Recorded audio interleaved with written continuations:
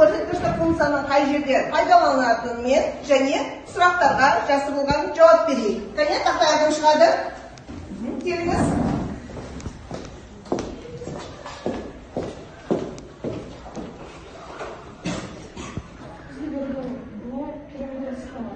Көрсеткіштік функция пирамида схемасында пайдаланылады екен. Бұл жақта y-тен 0,2 y функциясы. Функцияның атауы осы қандай? Геогебрада функцияны сызыңыз y-тен 0,2-нің x дәрежесі ме?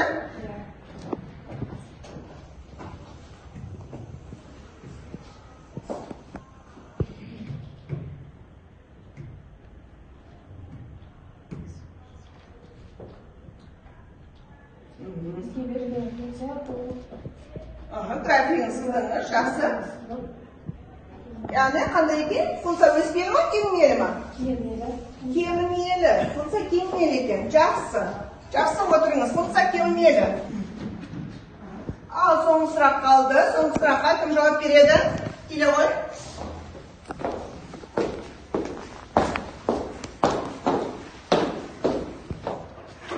Ядролық тізбекті реакциялар.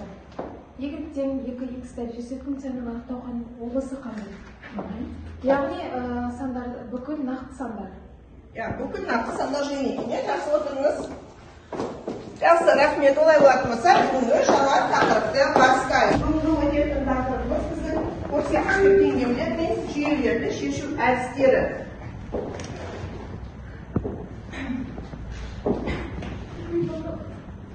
Сабақтың мақсаты. Сіз екі әдісті үйрендік. Үшінші бізге бұл жерде теңдеуді шешудің үшінші әдісі. Бұл жерде көрсеткіштік функцияны жаңа айнымалымен белгілейді екенбіз. Бізге 4-дің x дәрежесі плюс 2-ның x плюс 1 дәрежесі тең 80 түріндегі мысал берілсін. Осы жерден ары қарай осы теңдеуді шешейік. Бұл теңдеуді шешу үшін 4-дің x дәрежесі ол бізге 2-ның квадратының немесе 2-ның x дәрежесінің квадраты екендігін білеміз, 2-ның x дәрежесінің квадраты екендігін білеміз. Плюс 2-ның x дәрежесі көбейтілген 2 тең 80. Осы жерден 2-ның x дәрежесін қандай да бір t әрпімен белгілеп алайық. Бұл бізге t квадрат плюс 2t минус 80 тең 0 түріндегі теңдеуді береді.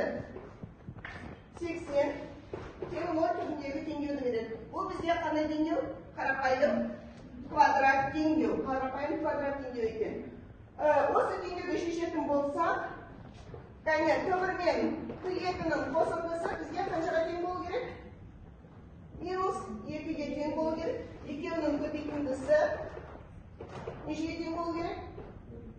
80-ге, минус 80-ге тең болуы қажет. Бұл бізге қандай? Екеуінің қосындысы минус 2-ге, көбейтіндісі 80-ге тең болу керек. 8 бен минус 10 екен, жақсы. 8 бен минус 10. Олай болатын болса бізге t1 тең 8, t2 тең минус 10, t2 тең минус 10-ға. t1 тең 8-ге, t2 тең минус 10-ға. Ал енді бұл көрсеткіш теңдеуді бастапқы 2-ның x дәрежесі тең 8 дейді. 1-ен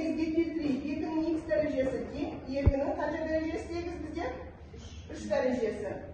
3 derecesi odan keyin qisqanchaga teng ekanligi chiqadi.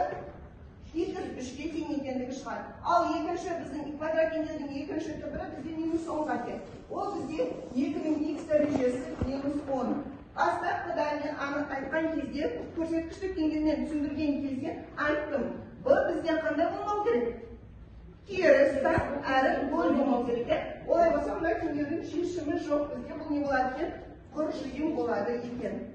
Shunday bo'ldi deb o'ylayman. Endi mana aldaringizda бағалау parag'i turya. Shu yerda o'zimning және o'qituvchining бағалау parag'i. Barliqlarimiz aldaringizda бағалау parag'iмен tanishsizlar. Bu yerda bizga жұмыстардың түрі жеке-жеке ko'rsatilgan. Har student o'zi maksimal bir ball kriteriyaga байланысты maksimal bir ball qancha ekani ko'rsatilgan. O'zlaringizning жұмыстарыңызға байланысты har taqsimdan keyin ballarыңызды qo'yib o'tirasizlar. So'ngidan uni mектеп ITZ platformasының көмегімен бағалайтын боламыз. Ал сондықтан бағалау парағын бірге жұмыс жүргізіп отыруды ұмытпайық. Қазір арлығымыз оқулығымызда ашайықта 16-да бірінші тапсырма. 16-да бірінші тапсырманы жеке жұмыс әр студент жеке-жеке дәптеріне жылдамдатып орындайды. Беретін уақыт 3 минут. Әр студент жеке-жеке жұмыс жасайды. Ал бастадық. 16-да бірінші тапсырма. Өте жеңіл. Шығарып бастайық.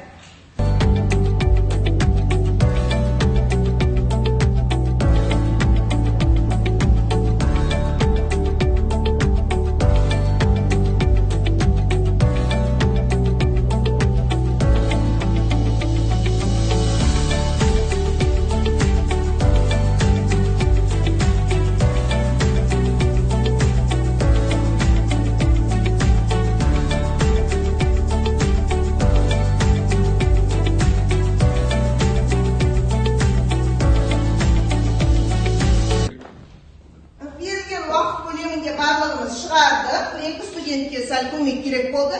Келесі тақтамен жұмыспен жалғастырайық. Тақтада 16-да 3-ші тапсырма. 16-да оқулықтан 16-да 3-ші тапсырманы ашайық. 16-да 3.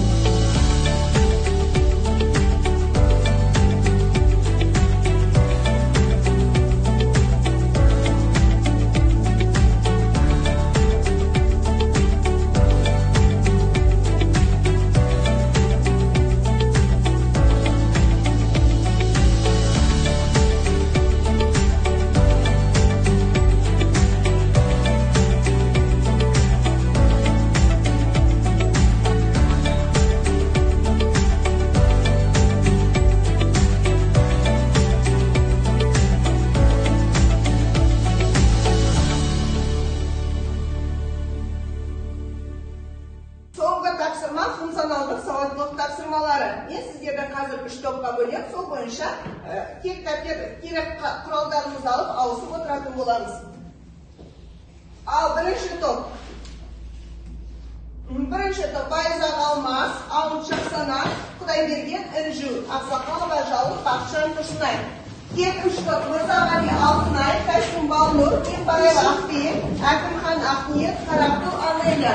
Үшінші топ сабақтың басында сіздерге тапсырмалар таратылып берілген. Бұл функционалдық сауаттылыққа байланысты тапсырма, яғни көрсеткіштік теңдеуді өмірге қай жерде қолданылатынын нақты мысал келтіріп, яғни есепті моделдеп көрсеткішті теңдеу арқылы шығарасыздар. Қай топқа қай есеп шығатындығын біз айналмақтың көмегімен анықтайық. Бірінші топ. Бірінші топ, екінші тапсырма биология бойынша. Алдарыңызда тапсырмадан биология бойынша тапсырманы аласыздар. Бірінші топ.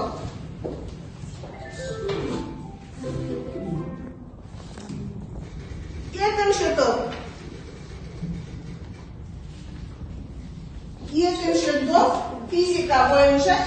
Үшінші тапсырманы аласыздар. Соңғы үшінші топ қалды бізде. Үшінші топты көрейік, қай тапсырма түседі екен?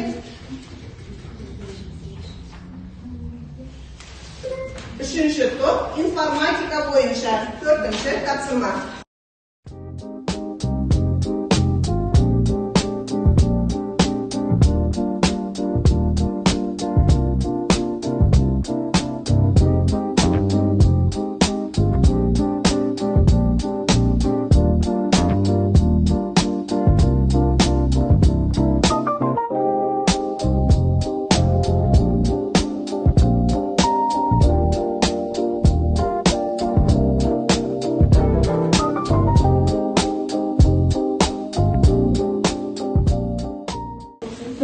Үшінші топ бізге төртінші тапсырма түсті.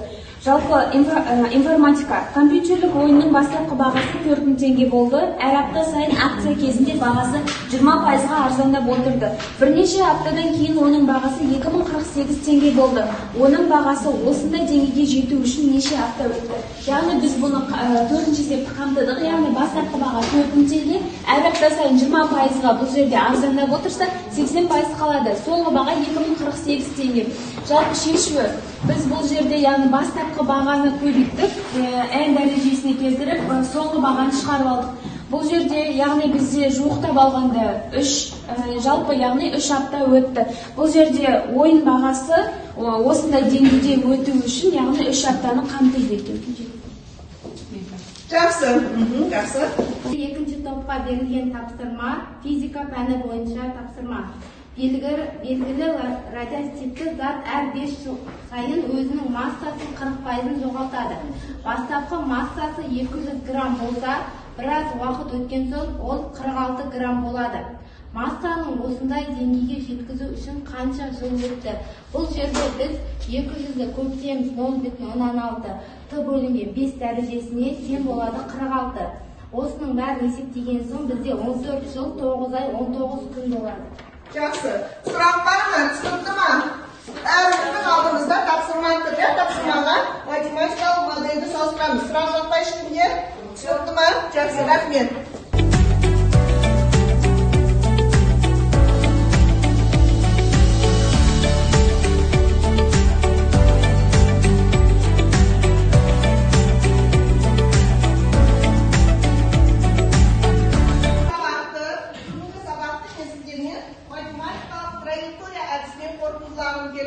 Бұл жерде сіздерге бүгінгі тақырып бойынша көрсеткіштік теңдеулер белгіленді. Көрсеткіштік теңдеудің әрбір жолы бір студент орындайды да, келесі студентке жалғастыруға сынайтын болады. Яғни бұл жерде әрқайсымыз өз жұмысымызға рефлексия жасаймыз, иә? Бастадық.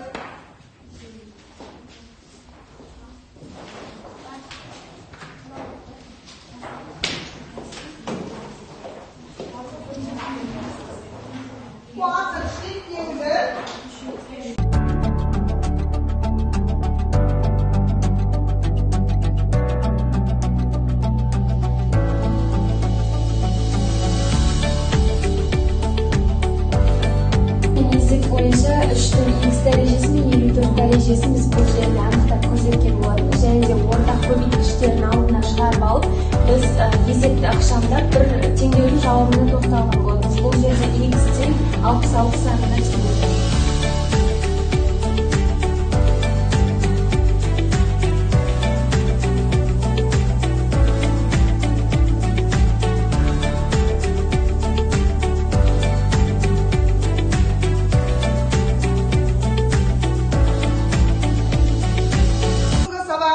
Бағалау бөлімі сіздер тақтадағы QR-кодты сканерлеп, бағалау парағына өздеріңіздің балдарыңызды енгізіңіздер.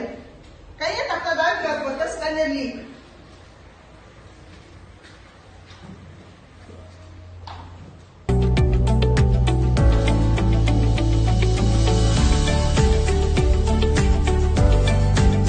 Үй тапсырмасы бағалау парағының келесі бетінде көрсетілген 16-шы параграф, 16-да 5, 16-да 9-шы тапсырмалар деген орындар келесіздер, және сол тақырыптың сұрақтарына жауап беріп келесіздер. Бүгінгі сабаққа қатысқандарыңызға рахмет. Сабақ аяқталды. Сау болыңыздар.